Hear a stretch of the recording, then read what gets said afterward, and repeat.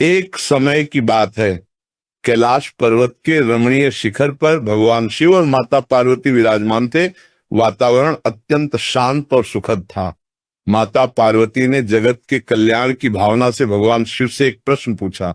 उन्होंने हाथ जोड़कर कहा, हे प्राणनाथ, आप तो चराचर जगत के स्वामी हैं। आप भूत, भविष्य और वर्तमान के ज्ञाता हैं। मैं आज आपसे गृहस्थ मनुष्यों के हित के लिए एक शंका का निवारण चाहती हूँ। कृपया मुझे बताएं कि एक गृहस्थ को अपने घर की सीमा में किन किन वृक्षों का रोपण करना चाहिए। वे कौन से वृक्ष हैं जो घर के आंगन में लगाने से दरिद्रता का नाश करते हैं और सुख समृद्धि लाते हैं, तथा वे कौन से वृक्ष हैं जो घर को शत्रु, रोग, भय और नकारात्मक शक्तियों से सुरक्षित रखते हैं। ये सुनकर भगवान शिव के मुख पर मंद मुस्कान खिल गई। उन्होंने स्नेहपूर्वक पार्वती जी की ओर देखा और बोले, हे देवी, आज तुमने जगत के कल्याण हेतु अत्यंत उत्तम प्रश्न किया है। वृक्ष केवल लकड़ी या पत्ते नहीं हैं, वे साक्षात देवताओं का स्वरूप हैं। वे पृथ्वी पर जीवन का आधार हैं। जब कोई मनुष्य अपने घर के आसपास सही वृक्ष लगाता है तो वो केवल पर्यावरण नहीं सुधारता, बल्कि अपने भाग्य को भी बदल देता है। शुभ वृक्ष घर में सकारात्मक ऊर्जा, देवताओं का आशीर्वाद और पितरों की तृप्ति लाते हैं। वहीं गलत वृक्षों का चयन घर में क्लेश, रोग और कंगाली का कारण बन जाता है। भगवान शिव आगे बोले, हे उमा, अब मैं तुम्हें विस्तार से बताऊंगा कि कौन से पौधे घर के समीप लगाने चाहिए और किन से बचना चाहिए। परंतु इस ज्ञान को समझाने से पहले मैं तुम्हें पृथ्वी लोक की एक प्राचीन कथा सुनाता हूँ। इस कथा के श्रवण मात्र से मनुष्य को यह समझ आ जाएगा कि वृक्षों का हमारे जीवन पर कितना गहरा प्रभाव पड़ता है। जो भी इस कथा को सुनता है, उसके घर से लक्ष्मी सदा के लिए विदा हो जाती है। माता पार्वती ने उत्सुकता से कहा, हे प्रभु, मैं इस कथा को सुनने के लिए आतुर हूं। कृपया शीघ्र सुनाएं। भगवान शिव ने कथा आरंभ की। हे देवी, पूर्व काल में दक्षिण दिशा में कांचनपुरी नाम की एक समृद्ध नगरी थी। उस नगरी में सोमदत्त नाम का एक प्रतिष्ठित व्यापारी रहता था। सोमदत्त अत्यंत धनवान, धर्मपरायण और शिव भक्त था। वो नित्य दान पुण्य करता और अतिथियों की सेवा में तत्पर रहता था। उसकी पत्नी, जिसका नाम सुलोचना था, वो भी अत्यंत रूपवती और गृह कार्यों में दक्ष थी। उनके घर में किसी वस्तु का अभाव नहीं था। जीवन सुखमय व्यतीत हो रहा था। एक दिन सुलोचना के मन में विचार आया कि अपने घर के विशाल आंगन को और अधिक सुंदर बनाया जाए। उसने माली को बुलाकर अपने घर के चारों ओर और आंगन में भांति भांति के वृक्ष और पौधे लगवा दिए। सुलोचना को वृक्षों के वास्तु और शुभ अशुभ प्रभाव का ज्ञान नहीं था। उसने केवल सुंदरता के आधार पर उन वृक्षों का चयन किया जो उसे प्रिय लगे। दुर्भाग्यवश उसने अनजाने में ऐसे वृक्ष लगवा लिए जो गृहस्थ के लिए वर्जित माने जाते हैं। वो प्रतिदिन उन वृक्षों को जल देती और उनकी देखभाल करती। जैसे जैसे वे वृक्ष बड़े होने लगे, वैसे वैसे उस घर की सुख शांति घटने लगी। पहले सोमदत्त के व्यापार में अचानक घाटा होने लगा। उसके बाद घर में बिना कारण कलह रहने लगी। सोमदत्त और सुलोचना, जो कभी प्रेम की मूरत थे, अब छोटी छोटी बातों पर झगड़ने लगे। देखते ही देखते सोमदत्त की संचित पूंजी समाप्त हो गई। उसके गोदाम खाली हो गए और कर्जदार दरवाजे पर आने लगे। स्थिति इतनी बिगड़ गई कि घर में 2 वक्त के भोजन के लाले पड़ गए। सुलोचना अब हर समय उदास और चिड़चिड़ी रहने लगी। एक दिन उसने निराश होकर पति से कहा, हे स्वामी, अब घर में बैठने से क्या होगा? कहीं जाकर कोई काम ढूंढिए। सोमदत्त नगर में काम मांगने निकला, लेकिन उस प्रतिष्ठित व्यापारी को कोई काम देने को तैयार न हुआ। सबने उसे दुत्कार दिया। वो थक हार कर घर लौटा। धीरे धीरे घर के आभूषण, बर्तन सब बिक गए।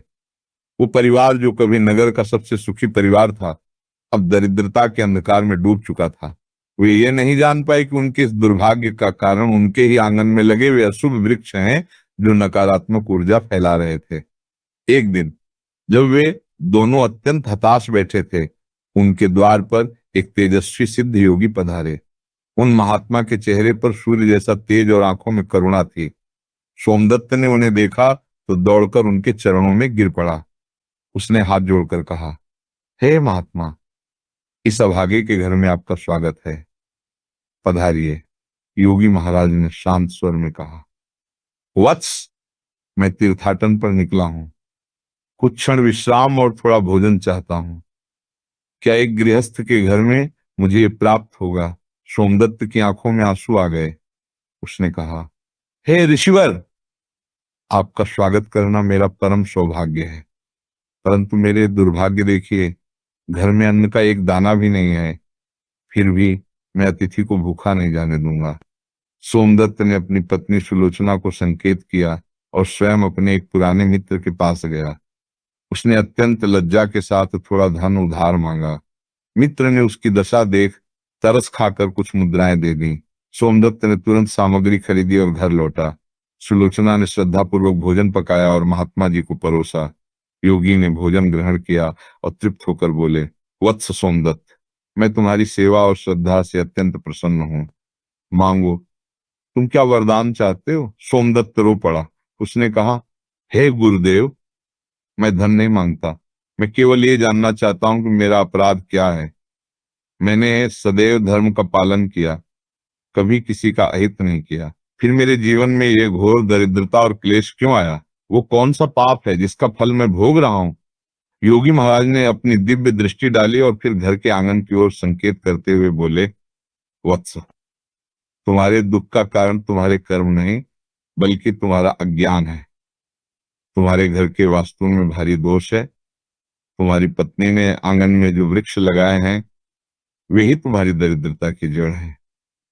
इन वृक्षों की छाया और इनसे निकलने वाली ऊर्जा ने तुम्हारे घर की लक्ष्मी को रुष्ट कर दिया है।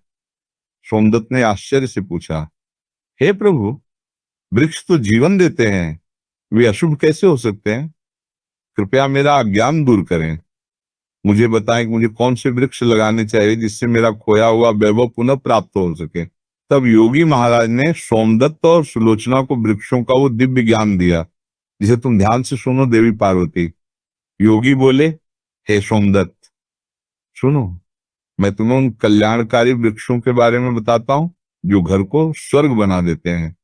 पीपल का वृक्ष, पीपल को वृक्षों का राजा कहा गया है। इसमें त्रिदेवों का वास है। मूल में ब्रह्मा, तने में विष्णु और अग्रभाग में शिव। इसे घर के ठीक सामने नहीं, बल्कि घर के पिछवाड़े या पश्चिम दिशा में लगाना चाहिए, या फिर किसी जलाशय के पास। पीपल के स्पर्श से पाप नष्ट होते हैं और लक्ष्मी की कृपा बरसती है। इसकी सेवा करने वाला कभी नरक नहीं जाता। आंवले का वृक्ष, आंवला भगवान विष्णु को अत्यंत प्रिय है। जिस घर के आंगन में आंवले का वृक्ष होता है, वहां कभी कंगाली नहीं आती। आंवले का फल अमृत समान है। इसका सेवन करने वाला निरोगी और दीर्घायु होता है। एकादशी के दिन आंवले के वृक्ष के नीचे दीप जलाने से साक्षात वैकुंठ का फल मिलता है। अशोक का वृक्ष, जैसा इसका नाम है अशोक, यानी जो शोक को मिटा दे। जिस घर के मुख्य द्वार के पास अशोक का वृक्ष होता है, वहां की स्त्रियां सदा सुहागिन और प्रसन्न रहती हैं।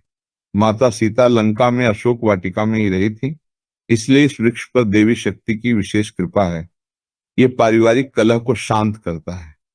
पाकर का वृक्ष, ये वृक्ष स्थिरता और ज्ञान का प्रतीक है। इसे लगाने से परिवार में मान सम्मान बढ़ता है और पितृ प्रसन्न होते हैं। नीम का वृक्ष, नीम साक्षात सूर्य देव का स्वरूप है और उत्तम वैद्य है। घर के वायव्य कोण उत्तर पश्चिम में नीम लगाने से घर के सदस्यों को चर्म रोग नहीं होते और बुरी हवाएं घर में प्रवेश नहीं करती। इसमें माँ शीतला और माँ दुर्गा का वास माना जाता है। जामुन का वृक्ष, जो गृहस्थ कन्या धन की कामना करते हैं, उन्हें घर की दक्षिण दिशा में जामुन का वृक्ष लगाना चाहिए। ये वंश वृद्धि और कन्या के सुखद भविष्य के लिए शुभ है। बेल बिल्व का वृक्ष, हे सोमदत्त, बेल का वृक्ष साक्षात भगवान शिव का रूप है। जिस घर में बेल का वृक्ष होता है, वहां अकाल मृत्यु का भय नहीं रहता। यदि बेल के पास गुलाब का पौधा लगा दिया जाए तो ये शिव शक्ति का मिलन माना जाता है। ऐसे घर में दरिद्रता क्षण भर भी नहीं टिक सकती। नारियल का वृक्ष, ये कल्प वृक्ष के समान है। जिसके आंगन में नारियल के ऊंचे वृक्ष होते हैं, उनका मान सम्मान समाज में हमेशा ऊंचा रहता है। ये यश और कीर्ति देने वाला वृक्ष है। अनार का वृक्ष, यदि तुम घर में प्रेम और वंशीकरण चाहते हो तो अनार लगाओ। ये पति पत्नी के बीच प्रेम बढ़ाता है और घर को बुरी नजर से बचाता है। इसके फूल और फल लक्ष्मी को आकर्षित करते हैं। पलाश का वृक्ष, इसे ब्रह्म तेज देने वाला कहा गया है। ये बुद्धि और विद्या के लिए उत्तम है। केले का वृक्ष, केले के पौधे में देवगुरु बृहस्पति और भगवान विष्णु का वास है। इसे घर के ईशान कोण, उत्तर पूर्व या तुलसी के पास लगाना चाहिए। गुरुवार को इसकी पूजा करने से घर के भंडार भरे रहते हैं। हरसिंगार पारिजात, ये समुद्र मंथन से निकला देव वृक्ष है। इसे छूकर आने वाली हवा भी घर के दोष मिटा देती है। इसके घर में होने से मानसिक तनाव दूर होता है और सुख शांति बनी रहती है। योगी महाराज फिर गंभीर हुए और बोले, वत्स, अब उन अशुभ वृक्षों के बारे में सुनो जिन्हें तुमने अज्ञानतावश लगा रखा है और जिन्हें तुरंत हटा देना चाहिए। दूध वाले पौधे, मदार, आक या ऐसे कोई भी वृक्ष जिन्हें काटने पर दूध जैसा सफेद द्रव निकलता हो, पपीता को छोड़कर, यदि वो सही दिशा में न हो, उन्हें घर की सीमा में नहीं लगाना चाहिए। ये धन का नाश करते हैं। कांटेदार वृक्ष, बबूल, कैक्टस या अन्य कांटेदार पौधे गुलाब को छोड़कर घर में कलह और शत्रुता पैदा करते हैं। बबूल घर में लगाने से परिवार के सदस्य आपस में लड़ने लगते हैं। बेर का वृक्ष, बेर का पेड़ घर में दरिद्रता और बैर दुश्मनी लाता है। इसे तुरंत उखाड़ फेंकना चाहिए। ताड़ और खजूर, ये वृक्ष बहुत ऊंचे होते हैं, लेकिन इनकी छाया अशुभ होती है। ये आर्थिक तंगी का कारण बनते हैं। मृत या सूखा वृक्ष, घर के सामने कोई भी सूखा हुआ, जला हुआ या दीमक लगा हुआ पेड़ नहीं होना चाहिए। ये मृत्यु और विनाश का सूचक है। योगी ने अंत में कहा, हे सोमदत्त, तुम आज ही इन अशुभ वृक्षों को हटाकर विधि विधान से शुभ वृक्षों का रोपण करो। तुलसी का पौधा आंगन के बीच में लगाओ और नित्य दीप जलाओ। देखोगे कि कुछ ही दिनों में तुम्हारा खोया हुआ वैभव लौट आएगा। इतना कहकर योगी महाराज अंतर ध्यान हो गए। सोमदत्त और सुलोचना समझ गए कि वे कोई साधारण योगी नहीं, बल्कि स्वयं महादेव या उनके गण थे जो उनका मार्गदर्शन करने आए थे। सोमदत्त ने उसी दिन अशुभ वृक्षों को हटा दिया और आंवला, बेल, अशोक और तुलसी के पौधे लगाए। अद्भुत चमत्कार हुआ। कुछ ही समय में उसके घर की दिशा बदल गई। उसका व्यापार पुनः चल निकला, कर्ज उतर गया और घर में फिर से लक्ष्मी का स्थायी वास हो गया। भगवान शिव ने कथा समाप्त करते हुए माता पार्वती से कहा, हे देवी, इस प्रकार जो मनुष्य वास्तु और प्रकृति के नियमों का पालन करते हुए वृक्षारोपण करता है, उसके घर में मैं और तुम सदैव सूक्ष्म रूप में निवास करते हैं। वृक्ष ही पृथ्वी के आभूषण हैं और गृहस्थ के रक्षक हैं। ये ज्ञान प्राप्त कर माता पार्वती अत्यंत प्रसन्न हुई और उन्होंने भगवान शिव के चरणों में नमन किया। तो भक्तों, ये थी वो कथा जो हमें सिखाती है कि प्रकृति के साथ तालमेल बिठाकर ही हम सुखी जीवन जी सकते हैं। ऐसे ही रोज प्रवचन सुनने के लिए चैनल को सब्सक्राइब करें। बोलो राधे राधे।